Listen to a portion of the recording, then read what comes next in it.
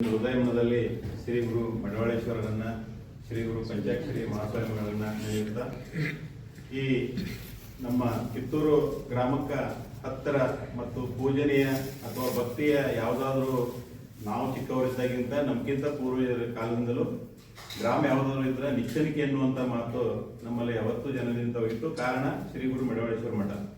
ಅಂತ ಒಂದು ಮಠದಲ್ಲಿ ಈ ಕಾರ್ಗಿಲ್ ವಿಜಯ ದಿವಸ ಈ ಒಂದು ಗಿಲ್ಗಂಜಿ ಮಣಿತನದ ಒಬ್ಬ ಯುವಕ, ಗಿಲ್ಗಂಜಿ ಮಣಿತನದ ಒಬ್ಬ ಯುವಕರು ಮಿಲಿಟರಿ ಏನು ತರಬೇತಿ ಮುಗಿಸಿಕೊಂಡು ಸೇವೆಗೆ ಸೇರುವಂತ ಸಂದರ್ಭ, ಅದರಲ್ಲಿ ತರಬೇತಿಯಲ್ಲಿ ಇದ್ದಂಥವರನ್ನ ಸ್ಮರಣೆ ಮಾಡ್ಕೊಂಡಿರುವಂತಹ ಸಂದರ್ಭ, ಹಾಗೆ ಮಿಲಿಟರಿಯಿಂದ ನಿವೃತ್ತಿಯಾಗಿ ಬಂದು ಸಮಾಜ ಸೇವೆಯಲ್ಲಿ ಅಥವಾ ಮಾಜಿ ಸೈನಿಕರ ಹಾಲಿ ಸೈನಿಕರನ್ನ ತಯಾರು ಮಾಡುವಂತ ಕೇಂದ್ರದಲ್ಲಿ ತರಬೇತಿ ಪಡೆಯುತ್ತಿರುವಂತಹ ಈ ಎಲ್ಲ ಸ್ಮರಣೆಯರನ್ನ ಸ್ಮರಣೆ ಮಾಡಿಕೊಂಡು ನಾವು ದೇಶದಲ್ಲಿ ಇಷ್ಟು ಸುಭಿಕ್ಷೆಯಿಂದ ಇರಬೇಕಾದ ಕಾರಣ ಸೈನಿಕರು, ಅದು ಜಲಸೇನೆ, ವಾಯುಸೇನೆ, ಭೂಸೇನೆ ಯಾವುದಾದ್ರೂ ಇರ್ಬೋದು, ಅಂತ ಒಂದು ಸ್ಮರಣೀಯ ಕಾರ್ಯಕ್ರಮದಲ್ಲಿ ಪಂಚಾಕ್ಷರಿ ಮಹಾಸ್ವಾಮಿಗಳು ಆಶೀರ್ವಚನ ನೀಡಿದ್ದಾರೆ.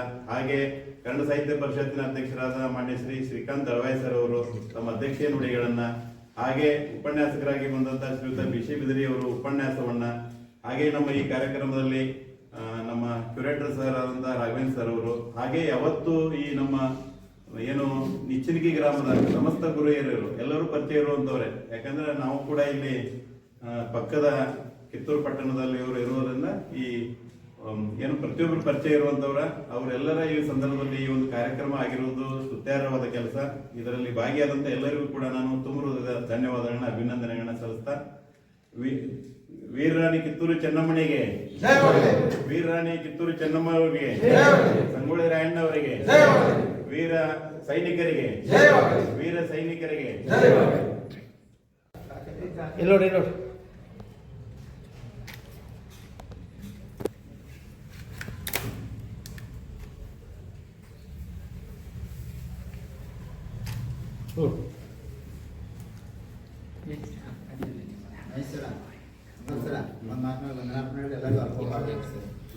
ಮಾಡ್ಕೋತಾಗ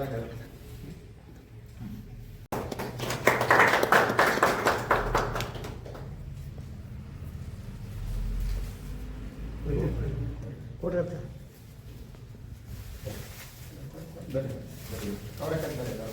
ಮತ್ತೆ ಹಿಂಗೆ ಸರ್ ಆರಾಮ ನೀವು ಮುಗಿದ ಕೂತಾರೆ ಮುಗಿಸಿ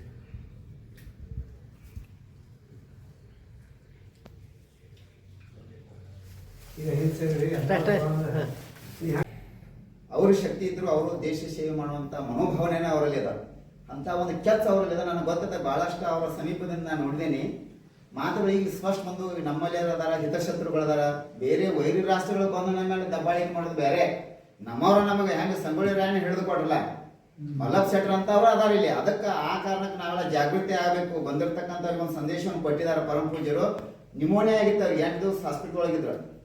ನಾವು ಬಂದು ಕೇಳ್ಕೊಂಡಾಗ ಹಂಗಾರೆ ಅಲ್ಲಿ ದೂರ ಆಗ್ತದೆ, ಇಲ್ಲಿ ಅವ್ರ ಸನ್ನಿಧಾನ ಒಳಗೆ ಮಾಡ್ಬೇಕು ಅನ್ನೋಂಥ ಅಪೇಕ್ಷೆ ಇತ್ತು.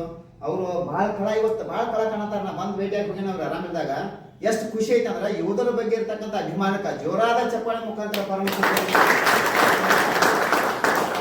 ಉತ್ತಮ ಮಾರ್ಗದರ್ಶನದ, ಯುವಕರಿಗೆ ಒಳ್ಳೆ ಸಂದೇಶದ, ಯಾರ ಹಿಂಗೆ ಮುನ್ನುಗ್ತಾರ ಅವರಿಗೆ ಮಠದೂ ಕೂಡ ಸಹಾಯ ಸೌಲಭ್ಯಗಳನ್ನು ಸಲ್ಲಿಸುವಂತ ವ್ಯವಸ್ಥೆಯನ್ನು ಮಾಡ್ತಾರ. ಪ್ರಸಾದದ ವ್ಯವಸ್ಥೆ ಇರ್ಬೋದು.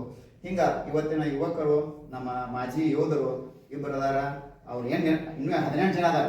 ಮಂಜುನ ಅದರೊಳಗೆ ಏನಾದರೂ ನೇತೃತ್ವವನ್ನು ವಹಿಸಿ ಯಾರಾದರೂ ನೀವು ಆ ಕಾರ್ಯಕ್ಕೆ ಅನ್ಯ ಆದ್ರ ಪರಮ ಪೂಜ್ಯರ ಆಶೀರ್ವಚನದೊಂದಿಗೆ ಅವರ ದೀರ್ಘ ಸಾನ್ನಿಧ್ಯದ ಹಿರಿಯರಾಗಿರ್ತಕ್ಕಂಥ ಶ್ರೀಕಾಂತ್ ದಳವಾಯಿ ಅವರು, ಕನ್ನಡ ಸಾಹಿತ್ಯ ಪರಿಷತ್ ಇರ್ಬೋದು, ನಮ್ಮೂರಿನ ಎಲ್ಲ ಹಿರಿಯರು ಎಲ್ಲರೂ ಇಂಥ ಒಳ್ಳೆಯ ಕಾರ್ಯಕ್ಕೆ ನಾವು ನೀವೆಲ್ಲ ಭಾಗಿಯಾಗೋಣ. ಅಂತ ಸುಸಂದರ್ಭ ಒದಗಿ ಬರಂಗಿಲ್ಲ, ಅದಕ್ಕೆ ನಾವು ನೀವೆಲ್ಲ ಕಾರಣೀಭೂತರಾಗೋಣ, ಸಾಕ್ಷೀಕರಿಸೋಣ ಅಂತಕ್ಕ ಒಂದು ವಿನಂತಿಯನ್ನು ಮಾಡ್ಕೊಂಡ ಈಗ ರಾಜು ತೆಳಗಂಜಿ ಅವರಿಗೆ ತಮ್ಮೆಲ್ಲರ ಉಪಸ್ಥಿತಿಯೊಳಗ ಪರಮ ಪೂಜ್ಯರಿಂದ, ಕನ್ನಡ ಸಾಹಿತ್ಯ ಪರಿಷತ್ ಅಧ್ಯಕ್ಷರಿಂದ ಗೌರವ ಸನ್ಮಾನ.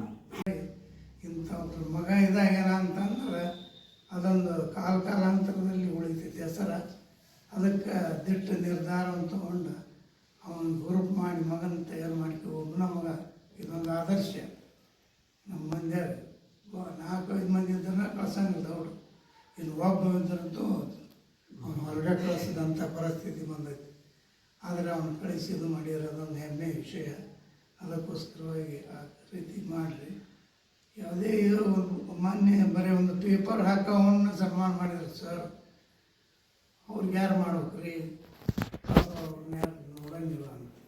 ಹಾಗೆ ಭಾಳ ಸೂಕ್ಷ್ಮ ರೀತಿಯಿಂದ ನೋಡಿ ಯಾರು ಹೀನಾಯ ಸ್ಥಿತಿಯಾಗ ಅದಾರ, ಯಾರು ಶ್ರಮ ಐತಿ, ಯಾರ ಕರ್ತವ್ಯ ಒಳ್ಳೆಯದೈತಿ ಅನ್ನೋದು ನೋಡಿ ಸನ್ಮಾನ ಮಾಡುವಂಥ ಒಳ್ಳೆಯ ಹವ್ಯಾಸನ ಇಟ್ಟುಕೊಂಡಂಥ ನಮ್ಮ ದಳವಾಯಿ ಸರ್ ಅವರಿಗೂ ಇಲ್ಲಿ ಸೇರಿದಂಥ ಸಮಸ್ತರಿಗೂ ಉಭಯ ಸೈನಿಕರಿಗೂ ಅದು ಹೇಳಿದ್ದು ಕರೆ ಐತಿ. ಏನಂದ್ರೆ 4 ವರ್ಷ ದುಡಿಸ್ಕೊಂಡು ಕೈ ಬಿಡ್ತಾರೆ.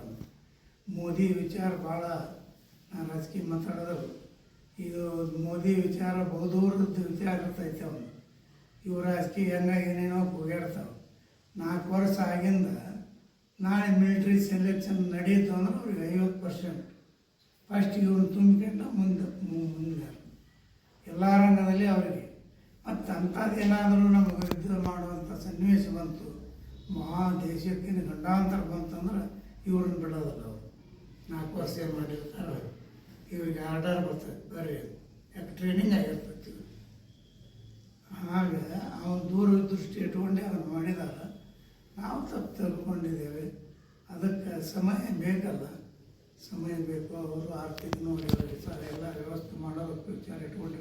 ಬಸವ ಶಿವಶರಣರನ್ನು ನಾಡಿನಲ್ಲಿ ಆಗಿರುವಂಥ ಎಲ್ಲ ಪುಣ್ಯಾತ್ಮರನ್ನು ನೆನೆಸಿ ಇವತ್ತಿನ ಬಹುದೊಡ್ಡ ಔಚಿತ್ಯಪೂರ್ಣವಾಗಿರುವಂಥ ಕಾರ್ಯಕ್ರಮ. ಈ ಕಾರ್ಯಕ್ರಮವನ್ನು ಆಯೋಜಿಸಿದಂಥವರು ನಮ್ಮ ಕನ್ನಡ ಸಾಹಿತ್ಯ ಪರಿಷತ್ತಿನ ಅಧ್ಯಕ್ಷರು. ಅಷ್ಟೇ ಅಲ್ಲ, ಸಮಾಜದಲ್ಲಿ ಯಾರೇ ಇವತ್ತಿನ ದಿವಸ ಒಳ್ಳೆಯ ಕಾರ್ಯಗಳನ್ನು ಮಾಡಿದರೆ ಯಾರನ್ನು ಕೇಳದೆ ತಾವೇ ಸ್ವತಃ ಆ ಕಾರ್ಯಕ್ರಮಕ್ಕೆ ಬೇಕಾಗಿರುವ ಎಲ್ಲ ಶಾಲು ಮಾಲೆಗಳನ್ನು ತೆಗೆದುಕೊಂಡು ಬಂದು ಅವರಿಗೆ ಸನ್ಮಾನ ಮಾಡುವಂಥ, ಅಂದರೆ ಸನ್ಮಾನ ಮಾಡೋದು ಅಂದರೆ ಅವರಿಗೆ ಏನೋ ಮುಂದಿನ ಒಂದು ಕೆಲಸಕ್ಕೆ ಅವರ ಪ್ರೋತ್ಸಾಹ ನೀಡಿ ಇನ್ನೂ ಹೆಚ್ಚಿನ ಇದಕ್ಕೆ ಹೋಗಲಿ ಅನ್ನುವಂಥ ಉದ್ದೇಶವನ್ನು ಇಟ್ಟುಕೊಂಡು ಒಳ್ಳೆಯ ಸದುದ್ದೇಶದಿಂದ ಕಾರ್ಯವನ್ನು ಮಾಡಿಕೊಂಡು ಬರುವಂಥ ನಮ್ಮ ದಳವಾಯಿ ಗುರುಗಳವರೇ, ಇದೇ ಮಾತನಾಡಿದಂಥ ನಮ್ಮ ಬಿರಿ ಸರ್ ಅವರೇ,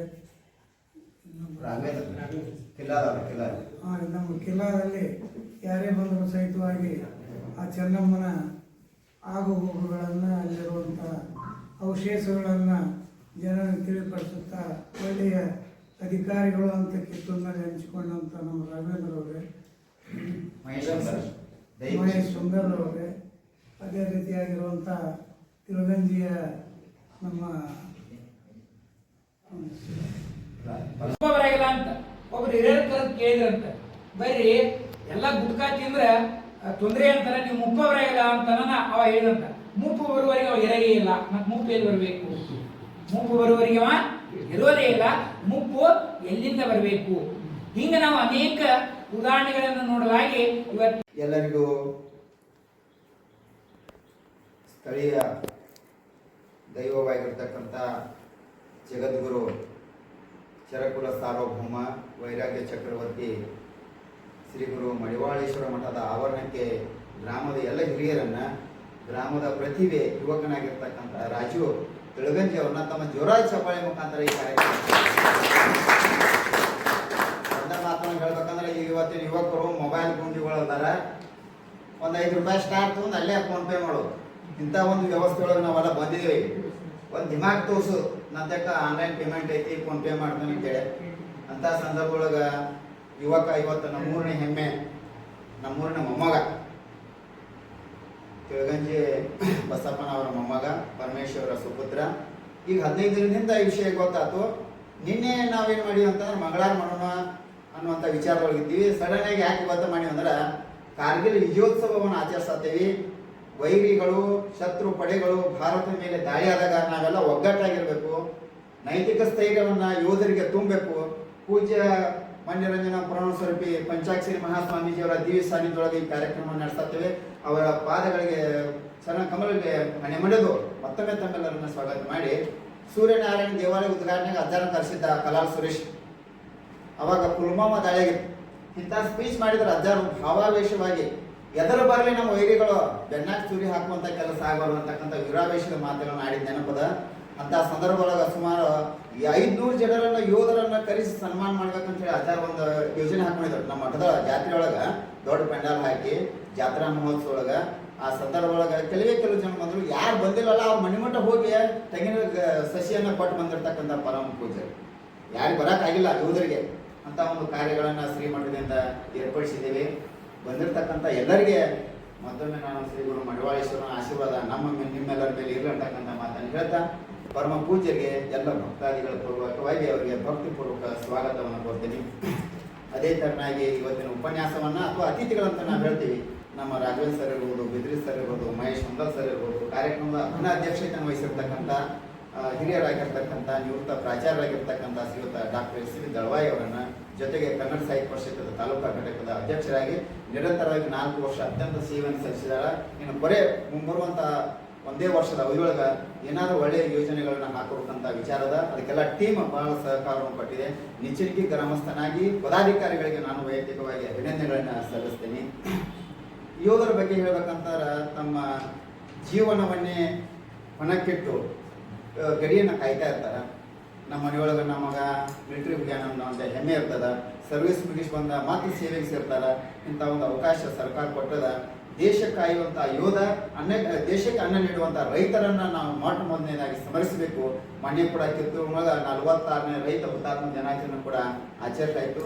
ರೈತರ ಬೇಡಿಕೆಗಳೇನದಾವ, ಆತನ ಸಾಲ ಸೋಲ ಇರ್ಬೋದು, ಬೆಳೆಗಳಿಗೆ ಯೋಗ್ಯ ಬೆಲೆ ಇರ್ಬೋದು, ಹಿಂಗ ನಮ್ಮ ಭಾರತ ಕೃಷಿ ಪ್ರಧಾನ ದೇಶ ಅಂತಕ್ಕಂಥ ಒಂದು ನಿಟ್ಟಿನೊಳಗೆ ನಾವೆಲ್ಲ ಕೃಷಿ ಪ್ರಧಾನಿಕರು, ಕೃಷಿಯನ್ನು ಅವಲಂಬಿಸಿದವರು ಅಂತ ಒಂದು ದೇಶ.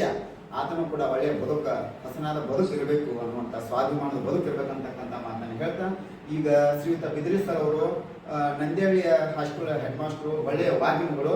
ಅವರು ಈ ಯೋಧರ ಕುರಿತು ನಮ್ಮ ದೇಶದ ಒಂದು ಸಂಸ್ಕೃತಿ ಕುರಿತು 4 ಮಾತುಗಳನ್ನು ಹೇಳ್ಬೇಕಂತ ಹೇಳಿ ಅವರಲ್ಲಿ ವಿನಂತಿ ಮಾಡ್ತಾರೆ. ಅವರಿಗೆ ನಾವು ಕೊಡ್ತಾ ಇದ್ದೇವೆ. ಯಾಕಂದ್ರೆ ಅವರು ಮಾಡಿದಂತ ಸೇವೆ ಅದು ಅಲ್ಲಿಗೆ 4 ವರ್ಷಕ್ಕೆ ಅದು ನಿಲ್ಬಾರ್ದು. ಪ್ರತಿ ಹಂತದೊಳಗೂ ಅವರ ಸೇವೆ ಇರಬೇಕು ಅನ್ನುವಂತ ಉದ್ದೇಶಕ್ಕಾಗಿ ಕೇಂದ್ರ ಸರ್ಕಾರದವರು ಸಹಿತ ಇವತ್ತು ಕಾರ್ಗಿಲ್ ವಿಜಯೋತ್ಸವದ ನಿಮಿತ್ತವಾಗಿ ಒಂದು ದಿಟ್ಟವಾದಂತಹ ನಿರ್ಧಾರಗಳನ್ನ ತೆಗೆದುಕೊಂಡಿದ್ದನ್ನ ನಾವು ನೋಡ್ತಾ ಇದ್ವಿ. ಆಮೇಲೆ ಇವತ್ತಿನ ಯುವ ಜನಾಂಗ ನಾವು ನೋಡ್ತಾ ಇದ್ದೀವಿ ಎತ್ತ ಸಾಗಿದೆ. ಇವತ್ತೆಲ್ಲ ಹಿರಿಯರಿಗೆ ಚಿಂತೆ ಆಗ್ತಾ ಇದೆ. ಯಾಕಂದ್ರೆ ಮಕ್ಕಳು ಸದೃಢವಾಗಿರ್ಬೇಕಾಗಿತ್ತು. ಆದ್ರೆ ಇವತ್ತಿನ ಯುವ ಜನಾಂಗ ಏನಾಗ್ತಾ ಇದೆ, ಅನೇಕ ದುಶ್ಚಟಗಳಿಗೆ ಒಳಗಾಗಿ ತಮ್ಮ ಯೌವನಾವಸ್ಥೆಯನ್ನ ಹಾಳು ಮಾಡ್ತಾ ಇದ್ದಾರೆ.